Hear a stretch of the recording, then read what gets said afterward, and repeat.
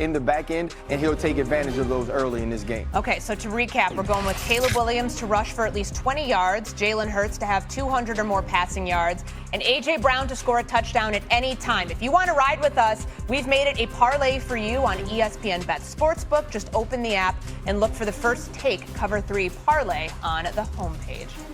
All right, so we've got your best bets for today. Let's dive a little bit further into this matchup. We've got two offenses coming in, teams that are 8-3. The offenses tell different stories for each team. RC, who do you have more faith in here, the Bears or the Eagles? Offensively, the Bears. I think the Bears understand who they are more so than the Philadelphia Eagles. And this is not to say that I don't think the Philadelphia Eagles can fix some of their woes, but the Chicago Bears understand who Ben Johnson wants them to be each and every week. You're looking at a two-headed monster in their backfield with Monungai and also DeAndre Swift now that he's healthy. And then from a skill position standpoint, they can find anyone on any given play because there really is no true number one or guy that Caleb Williams has to force the ball to. And we've seen the arm talent and the physical talent of Caleb Williams start to be more a part of this offense as the playbook has opened up. I'm truly impressed by what I've seen from this young football team on the offensive side of the ball in Ben Johnson's first year as head coach. Stephen A? Let Cam. Well, I'll say Let it. Cam go first. I'll say this.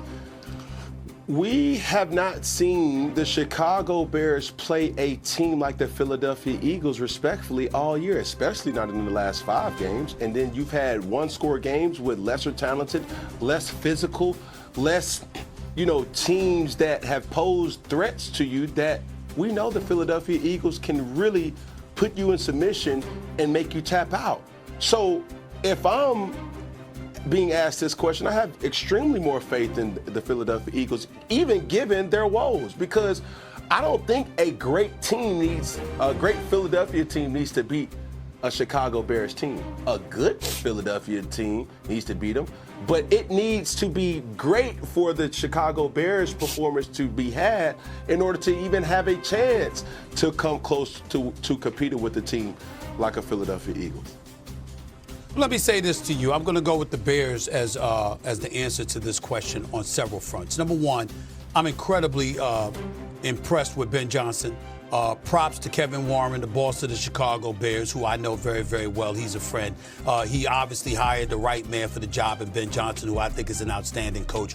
Ryan Poles and the squad that he's assembled. You look at the talent on the Chicago Bears. I don't think we can ignore that. But it's really about Ben Johnson, and it's really about Caleb Williams. It's not about their defense right now, which has some work to do. They're 27th in total defense, 27th in scoring defense, 28th in rushing defense, and 26th in red zone defense, led by Dennis Allen. That is not something to write home about. But they do have 24 takeaways, a plus 16 turnover margin, because of their defensive ranking. So I give them credit where credit is due in terms of being able to be opportunistic and take the football away. But why are the Chicago Bears in a situation where they're sitting atop the NFC North? It's for two reasons. Sure, you could point about teams that don't have winning records and what have you, and them taking advantage. But this is not what the Chicago Bears would have done in the past. They'd have lost to those teams. They're finding ways to win now. And then you got this kid in Caleb Williams. All of these questions about Caleb Williams or Jaden Daniels, Caleb Williams or Jake May or whatever. Well, guess what? He's in the conversation now because they're winning football games. And by the way, about third time this year, he's thrown 3 touchdowns in a game. I'm looking at Caleb Williams right now, and I'm seeing what he's doing, and I've been incredibly impressed. 3rd game this season with at least 3 touchdown passes. 4th straight game without an interception. Ain't turning the football over, throwing touchdowns, running with the football, throwing the football in tight spots at times, and getting the job done. Being opportunistic. I'm looking at all of those things and I'm saying, okay, we're going to find out about the Chicago Bears as the season wanes, because after Philly, you got 2 games against the Packers. You got 1 against San Francisco. You got a season finale at home versus the Detroit Lions, okay? You got all of that going on, a game you want to avenge the way they blew you out the 2nd game of the season. I get that part. And you got a game against the Browns, who are no slouches defensively. But I'm saying to you, at this particular moment in time, we got to stand up and give the Chicago Bears credit. Their franchise has been resurrected. They are relevant now. And that is not something we anticipated we were going to be saying this early about the Chicago Bears. There ain't a damn soul that thought they would be in first place in the NFC North right now. And you mentioned those takeaway stats. They do get a boost today. Some news that came out yesterday after we are off air. Jalen Johnson, Kyler Gordon, activated, off injured reserve. They're both questionable for this game. We'll see if they end up playing. All right, let's go around the horn here and give some game picks. RC, I'm going to you first. Who do you have winning? I'm taking the Philadelphia Eagles. The Philadelphia Eagles have to have a sense of urgency coming into this game, not only based on the way that they played last week and forfeiting a 21-0 lead to the Dallas Cowboys, but also seeing what the Dallas Cowboys did yesterday against the Kansas City Chiefs. This is a very winnable game for the Philadelphia Eagles, and a game that they must win if they want to be who they say they are. This is a defense that they can move the football on, and Jalen Hurts historically protects the ball better than most quarterbacks starting in this league right now. And what we've seen from this defense since acquiring Jalen Phillips and the pressure they could put on the quarterback, I think this will be a tough day for Caleb Williams and Ben Johnson to move the ball. Cam? Yeah, I second that. I'm going to go with the Philadelphia Eagles because one of the main things that the Chicago Bears have been undeniable at is, creating turnovers. Well, that's one of the plus things that we've been able to know, that Jalen Hurts does not turn the ball over. Not often. He does not put the ball in danger. He will rather not throw it rather than to throw it and put the ball in harm's way.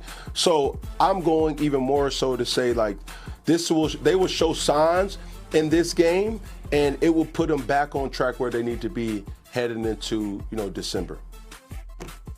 I think the Eagles should be favored, but I think we need to keep it a buck and say why. The biggest reason is that they should be hearing the footsteps of the Dallas Cowboys right now. They should be hearing the footsteps because Dallas just came back and beat you, and then after that they beat Kansas City. All right, they're above 500 now at 6-5-1. All right, if the Eagles lose this game, they'd be 8-4. So you're essentially talking about the Dallas Cowboys being a game and a half out with about 5 games to go. That's a precarious position for the Philadelphia Eagles to be in, particularly considering the way that their offense has been looking. Secondly, and most importantly, the Bears are playing with house money because a lot of people still don't expect them to win. And I'm looking at Caleb Williams, and I'm looking at this offense, wondering what they're going to be able to establish and accomplish. Sure, but even though their defense is not great, again, the Eagles' offense isn't great. You got no running game to be worried about, it appears, because Saquon Barkley, I don't know what the hell has been going on with him. I know the offensive line has been compromised, particularly with Lane Johnson being out, but still, you still expected better, and that's not the case right now. You're talking about a 1,400 to 1,500-yard drop-off. Not that much. I'm sorry, a 1,000-yard drop-off from where he was projected to be this season from where he ended up last season. That's not good at all. So I'm looking at it and I'm saying to myself, yeah, the Eagles should be favored, but it wouldn't shock me if the Chicago Bears ended up winning this game because the Eagles still didn't correct the error of their ways offensively. They had damn well better do it in this game. Otherwise, they could lose it. Conversation becomes very different around the Bears if they are able to legitimize their record if they get a win here.